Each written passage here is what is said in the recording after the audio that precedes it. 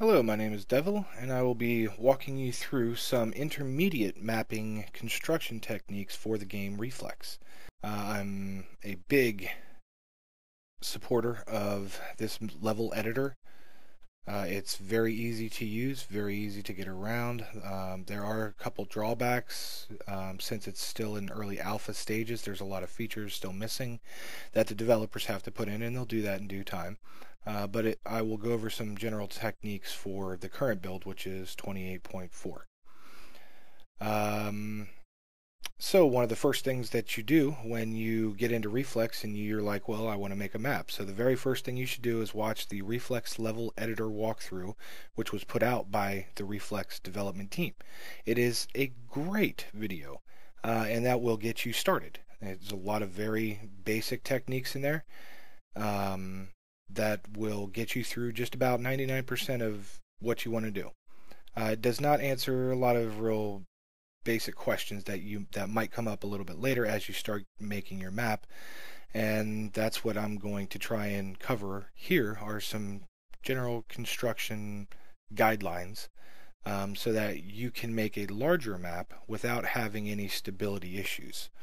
Right now, mapping generally is all 1v1, little tiny small starter maps that people are kind of familiarizing themselves with the level editor, and then later you'll get on to larger FFA, team deathmatch, and eventually, which we don't have the capability for right now, CTF maps.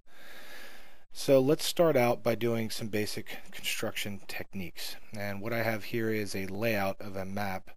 This is approximately a 3900 U or unit map by 3900 units. So it's square. And this is based on the empty map starter that comes with Reflex. So I have put a player spawn right smack dab in the center of the map. As you can see, the coordinates are 0, 0, 0. So that is as center point as you could possibly get in the map. And then we'll expand outward from there, and this purple lines are just cross section showing me where the center of the map is. And I did this as a test to see where the visual plane is, and you can see that black line there. That's the visual plane. This no spot where you cannot see past that point. So if I were here and there was an enemy over there, we couldn't really shoot each other because we couldn't see each other. The visual plane distance is the same for every player right now. It's 4,000 units approximately, which is what these markers are set up to measure diagonal distance. So I measured from here to this corner here, and it's 4,000 units. And basically what I figured out is that you are inside of a perfect sphere, a bubble that is approximately 4,000 units in any direction. So you can look in any direction and there's a 4,000 unit visual plane cutoff. And that's kind of why these edges are rounded right here, because that's kind of a bubble that you were in. So one thing you want to do when you first start off is do not make a map that is larger than this square area if you intend for it to be an open air map, because you will be able to see from one corner to the next. And even though the visual plane distance is 4,000, diagonally that's still 4,000, but diagonally it's about 2,900 units in any length or width. So you combine that and you use Pythagorean theorem, and you figure out that this distance to this corner from here to here is 4,000 units. So no matter where you are, it's 4,000 units for your visual plane. So if you have an open air arena, do not go past 2,800 as a recommendation to give yourself a little bit of overhead. 2,800 in any direction if you have an open air arena and you do not want any visual plane issues. If you don't care about visual plane issues, by all means make your map as large as you want. A way to get around that, let's say we want to make a map that is 3,900. Well, you just put a few well-placed walls so that the maximum visual distance in any one given point is not greater than 4,000 units.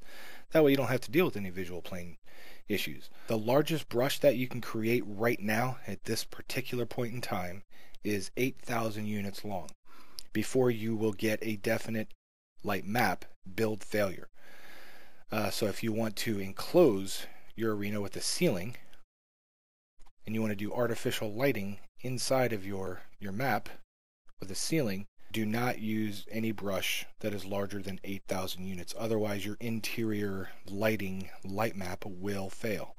That's a current limitation. It used to be, last week, 4,000 units. So the developers are making great progress in that. So just a matter of time before that ceiling is raised even higher to hopefully 16K units, so that we can start making some CTF maps, but that's probably months away. And 8,000 units will hold any map developer other than CTF map developers quite well within those borders for a long time to come.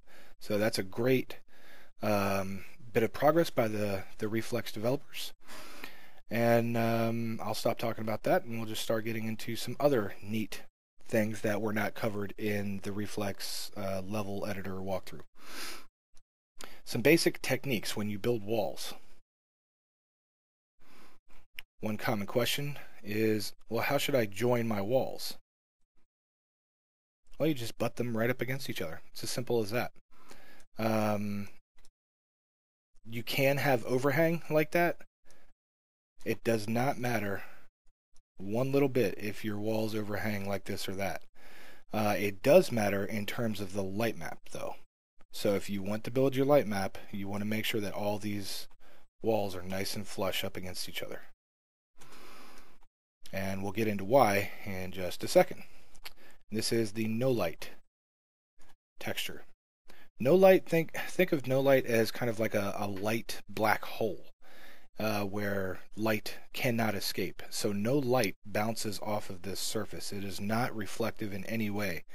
Unlike all the other textures and brushes, light will bounce off of these in every single way. But light will not pass through this texture and will not bounce off of that texture. So it's a great way to ensure that your exterior walls are not getting any bleed through of ambient light. And when I mean ambient light, this is actually approximately what your starter ambient light color is. It's like this really kind of bright blue hue. Where's my blue? Yeah, it's kind of like that.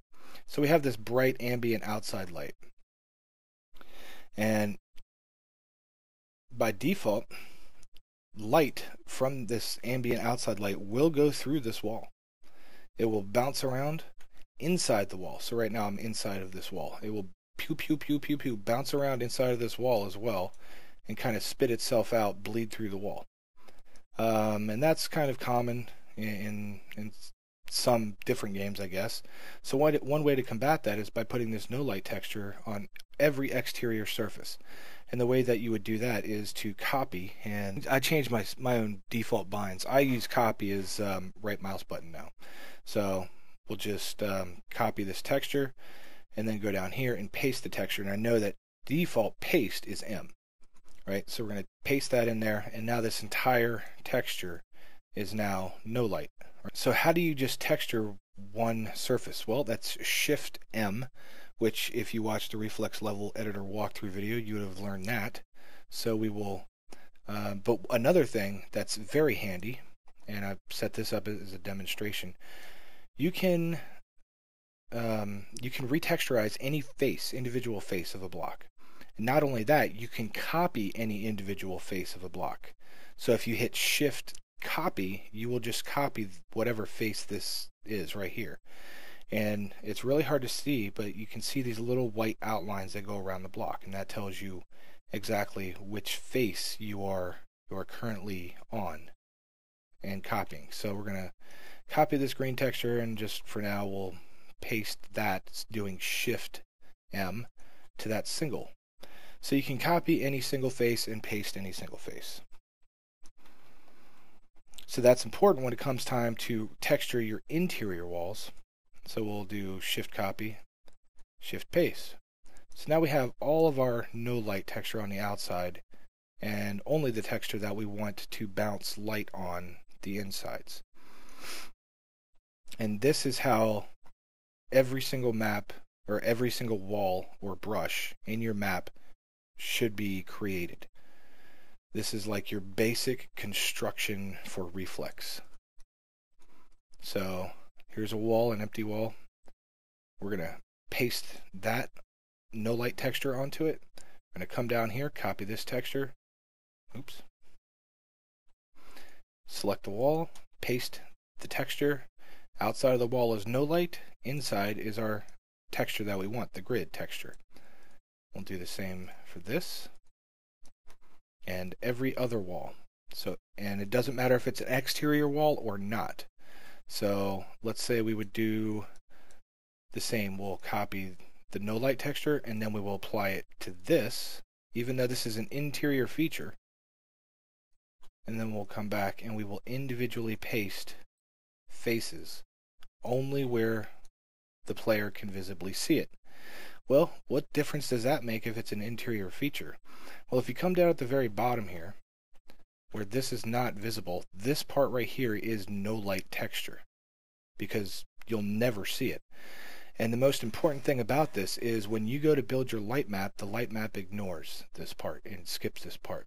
That's good for map file size, that's good for map performance. So your maps will play a little bit cleaner, they'll be more stable, and the lighting will be more realistic as well. So overall, this is a very good habit to get into, a very good practice for a Reflex editor. And heavy use of no light is probably one of the biggest optimizations that you could do. Well, just optimizations and limitations and figuring out what's best for the engine. And the engine basically says, hey, give me all the no light texture that you can. I will absolutely love it and you'll love me for it. So no light is a huge win. So getting back to basic construction techniques. World spawn, we will just drag and create a little 16 by 16 block. And then if I go to V for vertices, you'll see now that you have these little dots or points on the block, and these are your vertices. And one easy way to make a triangle or a ramp is just hover over the vertices endpoint and hit delete, and it gets deleted. Now we have a little triangle, and you hit V again to get out of vertices mode, and now we have a little triangle, and you can manipulate the triangle as well. You can resize that. Although I don't recommend resizing because it does some really weird stuff to the vertices points. It kind of unsnaps them until they get into like decimal places. So that's not really, it's not really bad, but I don't think it's great for the game engine to have to try and figure out decimal points for vertices. It would be better if they're whole numbers, in my opinion, just for the game engine. So when I have to create a large ramp, I will just create a large block. And then, you know, let's say that's the block size that I need, and that's the ramp size that I need, and then, boom, I've already got my ramp size. Instead of resizing a tiny little block all the way up to this size. It's better for the engine to start at this large size, cut the vertices, and then keep that same block so that you don't have to put these vertices points into decimal places. So that's just a real basic quick primer on good techniques for vertices. And you can warp out vertices to whatever, you know, shapes you want if you want to make trees, or, you know, rudimentary trees right now anyway, until models come in. Do it. What is this little guy? Oh, those are the markers sticking through. Oh, that brings up another good point. Avoid collisions at all costs. These are called collisions, otherwise known in some other maps, mapping editors, as Z-fighting. You want to avoid any kind of collisions or Z-fighting that you can. It can deal with two separate blocks occupying one space, but it doesn't like it when it does it in like a really large area. So something like this, for example, that would be really, really bad for the engine. You will get a performance hit if you do that enough. So let's say that you're building a wall and you accidentally put it over one block. So you got Z-fighting in one block. That's not going to kill your map. Okay, don't really worry too much about that. It's when you have something like this. That's a really long wall. So you've got Z-fighting in this particular 16 by 16 U area, but you've got it in this long distance. that the engine does not struggle with Z fighting. Okay, it doesn't. That's not what I'm saying. I'm saying when you build a whole bunch of brushes and you start to complete your map with intricate detail and model work, and you've got like, 15,000 brushes in your map, then performance can degrade to the point where little things like this can make a difference. So it's best not to start in that habit in the first place. Especially as a first timer, it's better to start out correctly the first time so that every time after that is good. You don't have to worry about these little issues. And then when you run into maps from people that don't know how to do this, and they tell you, hey, check out my map, need to figure out what's wrong and why it's kind of slowing down in certain areas versus others. Well, that's the first thing you look for is Z fighting and entities that are like thrown through the wall. Stuff like this. You don't want wall collisions. Avoid wall collisions where you can. Like I said, it's not a fatal error that's going to crash your map. But there are other things that can crash your map, such as missing textures. So if you create custom textures in the future, if they allow custom textures, and those textures somehow go missing or have the wrong file path to the texture kind of thing, that will definitely hurt performance on the map, at least in this current stage. Okay, another, I guess, question that you might have is, well, how do I do my floors? Does it really, really matter if a floor is beside a wall? If the wall terminates on the side of the floor, or should the floor always be underneath of a wall or vice versa? And the answer to that is it does not matter. As long as you have no light texture, it does not matter. And as long as there's no gaps in there, it doesn't matter. This is usually how I do it, where I put the floor on the bottom, just so I can stretch out the floor, and that's kind of my base, my boundary, my territory that I can map within. And then I just butt these two walls right up against each other. So now I'll just go and throw no light texture on there. And we'll come in here, grab that, paste, paste. So now all of our outside textures are no light and everything looks black, and inside, hey, everything looks fine. So this should be able to build a really good light map. And you'll have performance gains because you've done some optimizations. Maybe it will help guys that have already created maps that haven't quite figured this stuff out, and will help them get their map to perform even better and lower file size. Because when you use the no light texture, the map lighting file is not going to render that, so your map, or not your map, your .light file should be a lower file size. Because when you render your light map, which I guess I'll go ahead and show you how to do that, RLM build. So when you render your light map, everything that's no light is not going to get rendered. And if it's not going to get rendered, then it's not going to add to your light file size output. Needless to say. So if your file size is lower and the requirements of your lighting engine are lower, then that equals better performance. It also equals shorter connection times for people that have to download a custom map. For instance, let's say you create a custom map and you're not distributing it in a package because let's say you're still beta testing. So you just want people to connect to your server, download the map in real time, and play it. Those connection times and those download times will be decreased by using these optimization techniques. Your file sizes will be smaller. So that's a really good way to kind of optimize your stuff. Yeah. I guess another question might be, should I start mapping around my 0 point? I really don't think it matters. It used to matter. There used to be a geographic size limit of 4,000 by 4,000, and you would want to be within that box as best you could, but now it really doesn't matter. The atlas scales. No matter where you build your map, I could start building my map way out here in BFE, and it would still render just fine as if I were to start doing it right here. It makes it easier. It does. And I have had to use it a couple times to find brushes, sneaky little brushes. That kind of got away from me. Runs as smooth as it does on this small little map as it would an intricate large map. I can guarantee that because I have a very large intricate map. And it runs smooth as butter. So have fun. Create your own world in Reflex.